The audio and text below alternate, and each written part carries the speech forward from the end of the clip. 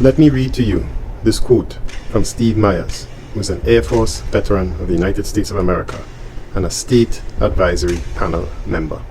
And the quote goes like this: Ukrainian President Volodymyr Zelensky has only two bad options. 1. Commit forces to futile attacks which cost significant material and troops. Or 2. Don't attack, which creates increasing political pressure for not showing results for the nearly $200 billion and allied investment. Mr. Myers says either option supports the Russian slog intended to weaken Ukraine and the West. And on the subject of Ukraine, is it not the case that your rhetoric and reality are going in opposite directions and the world is beginning to notice? Because you said that Ukraine is gradually gaining ground. That's not true. Since you were here the last time, Ukraine has lost territory. 500,000 men are dead. Ukraine has had to resort to conscription. There's reports of signing people up with disability, with mental illness, men paying money to get out of the country, hiding in their houses. We're now in a bloody war of attrition, and it's simply cruel for it to go on. Now, senior US military personnel are even getting into the pages of the Washington Post and so on, echoing the call made by General Milley last November that there should be peace, and a real peace. If you care about Ukraine, what's your attitude for a peace plan? Mr. Myers writes in his opinion article of US Today, written in July of this year, that it has become increasingly evident to the world how untenable the situation is in Ukraine. Що все буде добре, все буде класно, наприклад, да, контрнаступ. Його так розпіарили просто капець. Зараз отак от всі почнуть. Зараз ми там до кордонів там за 20 днів, там за місяць повернемо. Зараз нам дадуть леопарди там самі підуть і вб'ють Путіна, не знаю, як вони вважали. А люди просто, вони люблять, звичайно, гарні новини. Де не буде все так просто. Не буде просто, і люди гинуть, і будуть гинути.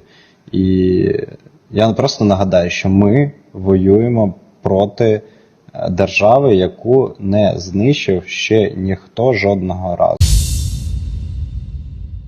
Including President Joe Biden, who has now declared that he does not support Ukraine joining NATO during its present war with Russia.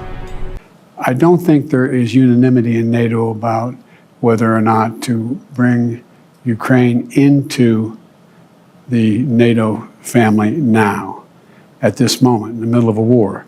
Mr. Myers views this as a stunning statement from, and I quote, the one person arguably most responsible for promoting and escalating the Ukraine conflict in the first place. So what happened, he asks, and then proceeds to answer his own question. Mr. Myers says that over the past year, we have seen a dramatic shift in Russian strategy and has, and I quote, thrown the West's military and political paradigms into disarray.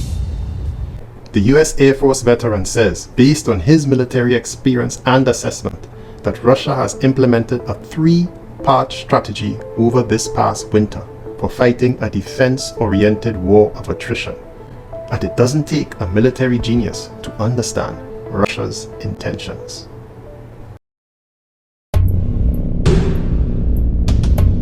The Russians have created a north-to-south Maginot Line, reminiscent of the French entrenched fortifications and layered defenses constructed on their border with Germany after World War I.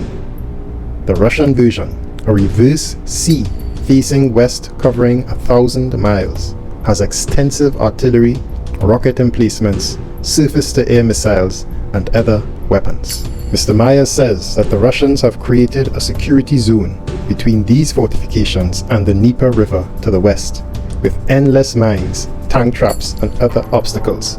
Раз, два, три, чотири, п'ять, шість, сім, вісім, дев'ять, 10, 11, 12. А де ці? Давай залупай, а? Піхотка, да? Пізда нахуй. Пізда. they've also significantly improved their overhead reconnaissance and surveillance capability. The Russian defenses have effectively stalled every Ukrainian attack made thus far. So in Mr. Myers' opinion, he says that confronted with these defensive obstacles, it does not matter what kind or how many tanks Britain, Germany, Poland, the United States gives Ukraine. The Russians will target and destroy anything moving through the security zone. And now, 2 months later, Mr. Myers' predictions for Ukraine have become even gloomier.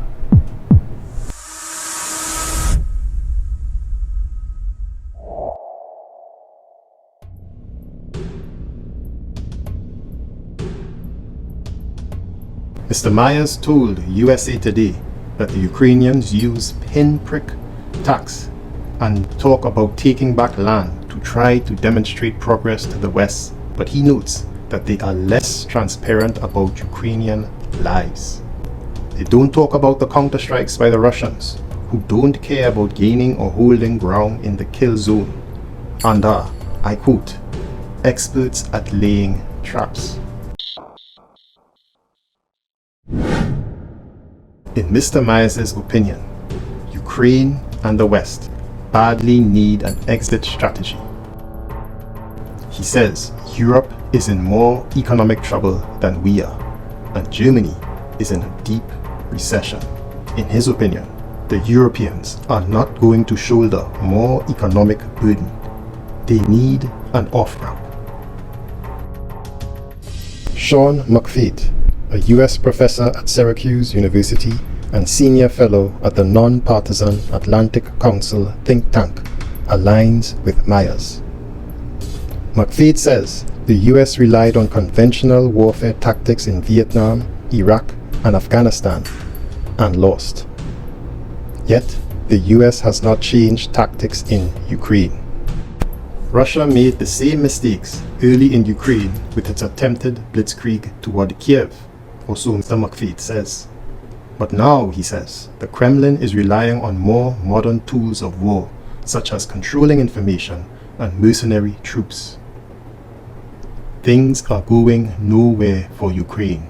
Wars are no longer won, like World War II, by taking the enemy's land, killing their troops, and flying your flag over the capital.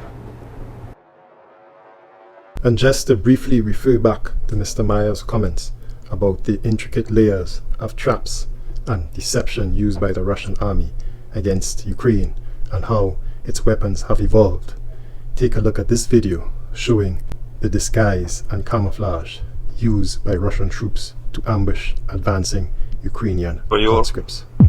Вот идем мимо, лежит кучка какого-то говна.